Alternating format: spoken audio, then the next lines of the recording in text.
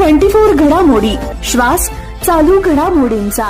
संक्रांतीच्या शुभ मुहूर्तावर कोतवाली पोलिसांनी तक्रारदारांना अनोखा सुखद धक्का दिलाय। 2003 साली ज्ञानेश्वर लगडे यांची घरफोडी झाली होती। या घरफोडीत चोरी गेलेल्या 5 सोन्याच्या बांगड्या तब्बल 21 वर्षांनंतर त्यांना परत देण्यात आल्या। त्याचप्रमाणे मयत सुमनबाई क्षीरसागर या दर्शनासाठी गेल्या असताना 2 अनोळखी व्यक्तींनी त्यांच्या गळ्यातील सोन्याची चेन लंपास केली होती। याबाबत 2010 साली गुन्ह्याची नोंद करण्यात आली होती। आरोपींकडून जप्त केलेले सोने तब्बल 13 वर्षांनंतर त्यांचा मुलगा सतीश क्षीरसागर यांच्याकडे 15 ग्रॅम सोन्याची लगड परत करण्यात आली आहे। त्यानंतर मंदाबाई दुग्गड यांच्या गळ्यातील सोन्याची चेन सन 2011 साली चोरी गेली होती। याबाबत कोतवाली पोलीस ठाण्यात गुन्ह्याची नोंद झाली होती।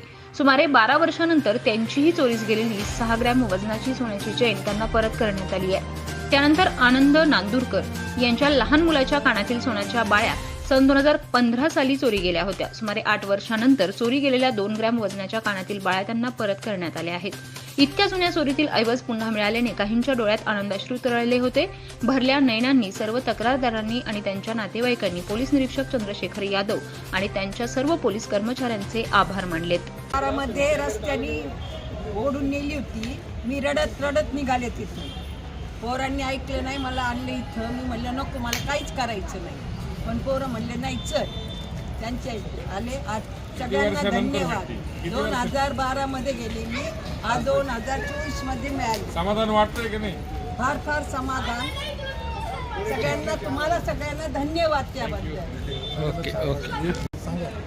कारण आपलं महाराष्ट्र पोलीस डिपार्टमेंट, त्यातली त्यात नगर डिपार्टमेंटनी माझ्या आईचं सोनं गेलं होतं।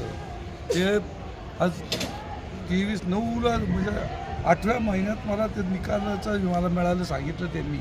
म्हणजे किती अलर्ट आहे, गेलेलं परत मिळतं याचं महत्त्व आहे। खरंच पोलीस डिपार्टमेंटचे फार फार आभारी आहे। प्रतिनिधी स्वामी गोसावी, न्यूज 24 घडामोडी, अहमदनगर।